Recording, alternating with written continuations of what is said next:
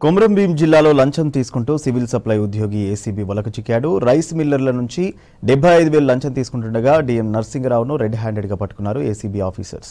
3 lorry బియ్యం certified కోసం లంచం డిమాండ్ చేయడంతో బాధితుడు ఏసీబీని ఆశ్రయించాడు. దీంతో ఏసీబీ అధికారులు దాడులు నిర్వహించారు. డిఎంను అదుపులోకి తీసుకుని విచారణ చేపట్టారు ఏసీబీ ఆఫీసర్స్. ఆదిలాబాద్ జిల్లా ఏసీబీ డిఎస్పీ నా పేరు జీ మధు. ఈరోజు అనగా 6/11/2025 సాయంత్రం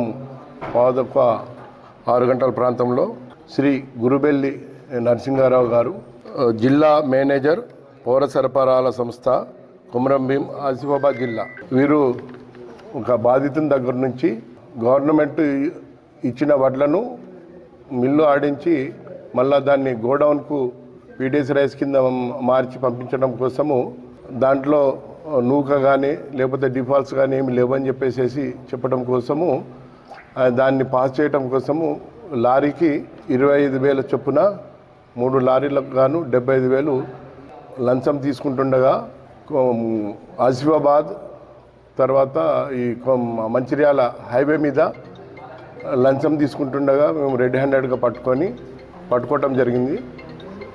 అతనితో పాటు అతను కూడా మణికంఠ అని ఉన్నాడు, అతను డ్రైవరు. తర్వాత ఇక్కడ కూడా అతను టెక్నికల్ అసిస్టెంట్, కూడా అతను అవుట్సోర్సింగ్ ఆఫీసర్. ఈ సందర్భంగా ఇతను ఈ బాధితుడు ఇప్పటి వరకు 16 లారీలకు గాను డబ్బులు తీసుకోవడం జరిగింది. ఇప్పుడు అతను డబ్బులు ఇవ్వలేక మా దగ్గర మమ్మల్ని ఆశ్రయించడం జరిగింది. ఇప్పుడు మేము నరసింహారావు గారిని రెడీ హ్యాండ్గా పట్టుకోవటం జరిగింది.